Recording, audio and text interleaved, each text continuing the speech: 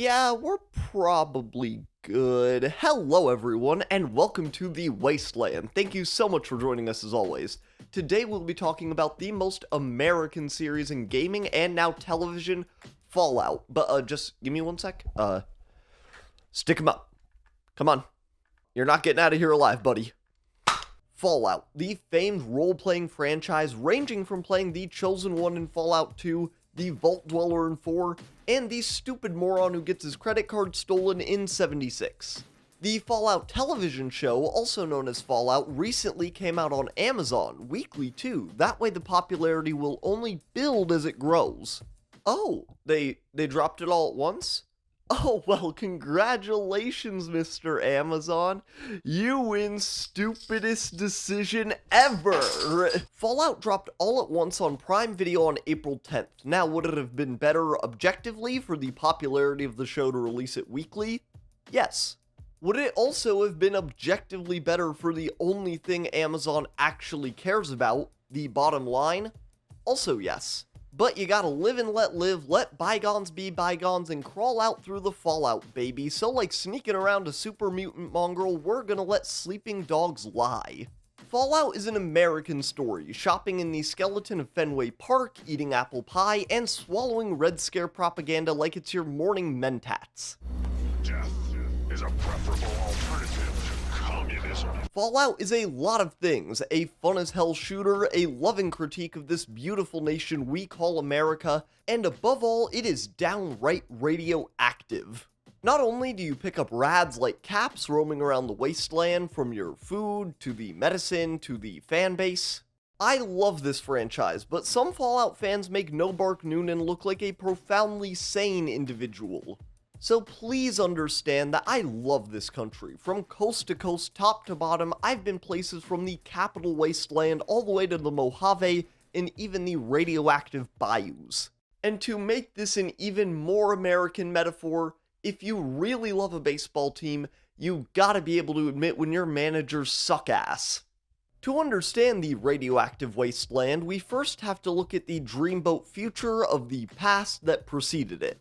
The world of Fallout can be broken up very simply into two periods, pre-shroom and post-shroom. The best depiction of the world of Fallout pre-shroom is without a doubt in my mind, heart, soul, right arm, left leg, crippled, and crippled, is the show.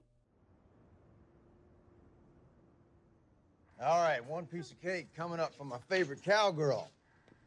Is it your thumb or mine? The best way to look at pre-shroom Fallout is not as a one-to-one comparison to our United States, because it isn't. It's a parody of our United States, where the leaders of our nation's worst qualities, capitalistic greed, warmongering, propagandizing, are put on full display. Post-shroom, we see the remnants of the world literally through peeling billboards and cities made out of junk and bombs. But across the many factions of Fallout, most of their mission statements can be boiled down to this: we're going to bring back America. And if that ain't loaded like a 10mm pistol, I don't know what is. The Brotherhood of Steel wants to bring back the hoorah douchebaggery of United States mill culture with suits of armor and swords of steel to boot. The Enclave wishes to purify the wastes and return to a time when the only monster you might see in the streets is a communist, before wasting them with your energy rifle or bioweapons. The Minutemen and Railroad seem like they exclusively get their political beliefs from Parks and Recreation and Occupy Democrats memes. The New California Republic seems like a good option at first. They've got cool armor, a dope flag, and then you learn that they commit war crimes that would make Henry Kissinger blush. I mean, not actually, but they're still pretty bad.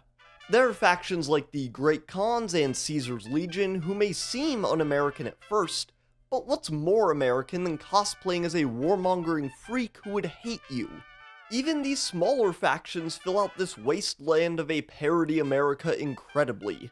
The Shi in Fallout 2, as well as the remnant crew of the Yangtze in 4, represent the remnants of the Chinese government. And the capitalist spirit of our nation is alive and well across the wasteland, from Mr. Anthony House Stark fueling our vices on the Strip, to the Talon Company making corpses across the capital for caps. And the only real faction to carry on the spirit of our great nation, a beacon of fairness and democracy, the Republic of Dave. I am Dave, President of the Republic of Dave. You will address me as Mr. President, or I will have you executed. I've been trying to mention, like, every Fallout game, and not just the last ones that I played, and I just realized that it hasn't even occurred to me to bring up 76 since that joke towards the beginning. Nature is really healing. From comic books to western ballads, novelty soda pops, TV dinners, noir films, and goddamn roadside novelty attractions, Fallout is maybe the most American series in pop culture. This is an aspect that the games have already obviously covered wonderfully, but the show from Amazon might take home the gold. Just like the USA every Olympics, baby, let's go, Paris 2024. The ghoul, played by Walton Goggins, takes the place of the main character in the pre-shroom world of the show, while Ella Purnell's insanely charming Lucy takes center stage in the wasteland. Oh. Hello there. Yep, it's me, Cooper Howard, star of stage and screen. An actor most known for his westerns. I mean, what's more American than pretending to be a cowboy? Who slowly learns that the world he thinks he knows, full of incredibly written friends, family, and colleagues, is about to burn. From Laszlo Cravensworth warning his friend Coop about the future of their industry, which, come on, he's gotta be somewhere in the wasteland. Maybe Jackie Daytona is kicking it with the family. To one of my favorite written characters pre-shroom at least, Lee Moldaver, and the extremely underrated Charles Whiteknife, brother-in-arms to the celluloid cowboy Cooper Howard. To my favorite, and in my opinion, the most salient and accurate depiction of Vault Tech across any Fallout media, human experiments are scary, but fiduciary responsibility can be even scarier. Maximus and Thaddeus, especially in their time as the T-Boys, also perfectly exemplify the type of moronic loser you have to be to join this fascist club. Wait, you should brand me. I'm not officially your squire until you brand me. It's late.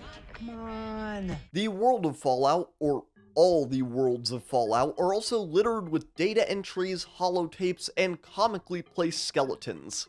Oh, and the skeleton! That give you a great insight into the world of Fallout pre-shroom, making the absolute snooze fest that 4 starts on all the more embarrassing.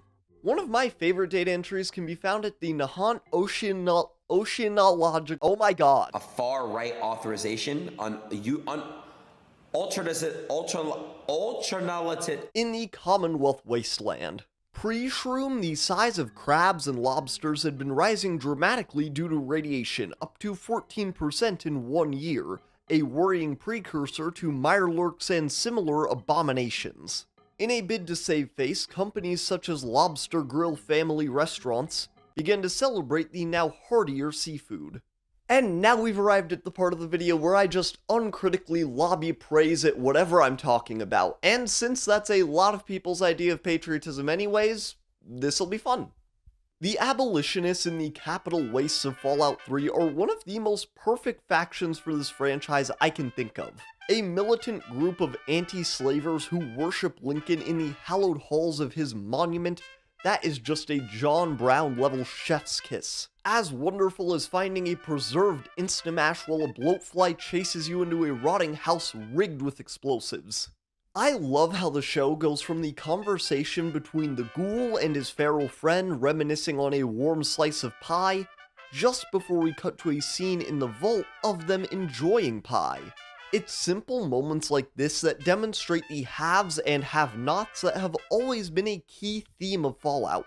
To that extent, Norm is one of the best characters in the show. He feels like a Succession character dropped into the offices of NPR. Buddy, the hard truth is we can't just let them go. We can do what they would have done to us. Wow. The music, and to a further extent the radio in Fallout, is now an inseparable element of the franchise. I can't imagine doing the opening quest in Good Springs without having Mojave Music Radio blasting from my Pip-Boy. Although, it does kinda make you that guy on the subway that plays music out of his speaker. At least now I understand why so many factions try to murder you on sight. My favorite song in the franchise is probably Atom Bomb Baby from 4. When the trailer with that came out, I felt the neurons in my brain physically shift. But I really appreciate the radio when without it, I would be in a horror game. Far Harbor in the DLC of the same name from 4 is one of the best visual additions to the Fallout universe, besides the Tron Craft Tower Defense section. Fallout 4 actually has my favorite unique locations across the entire series. Leaving the map and going into the glowing sea is one of the most tense open world experiences I've ever had. Nuka World is also a fun DLC location, but Lovecraft Detective Story is way more my thing than Raider Disney World. But the best DLC writing-wise has to go to New Vegas' suite of companion stories. One of my closest friends, Tom, actually said that I have to include in this video that Ulysses is mentioned somewhere in every DLC. I don't know if that's true, but hey, that's on Tom. There are actually a lot of things about 4 that I really love. The combat is so fun that it actually makes Fallout the Scorched Beast grind tolerable, with some Dead Meat podcast on the Fallout radio. The settlement building in 4 is actually pretty fun in moderation, and frankly an essential element if you're building the ideal wasteland survival game. With enough taxidermied heads and sentry guns to make a rootin' tootin' American paradise in between the vast stretches of wasteland. I pledge allegiance to the new American irradiated states, and to the wasteland for which it stands, very divisible, one nation, under the master, with destruction and wanton violence for all. Amen. Thank you so much for joining me as always, folks. I really like talking about the American story of Fallout, but that is the video for this week, y'all. I'll see you next time. Goodbye.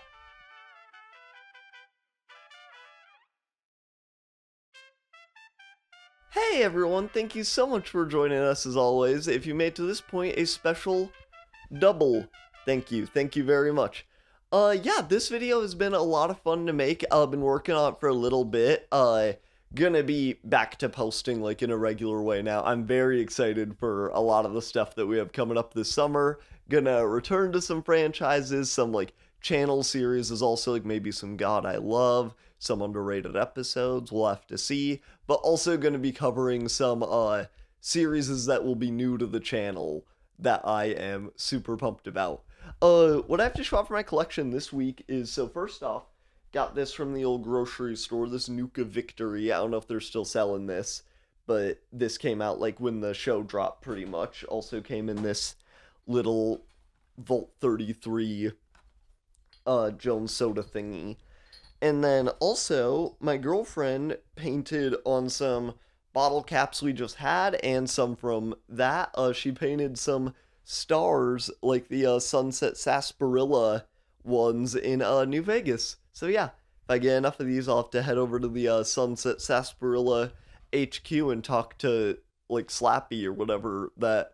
I just met that guy, the little animatronic guy they have there.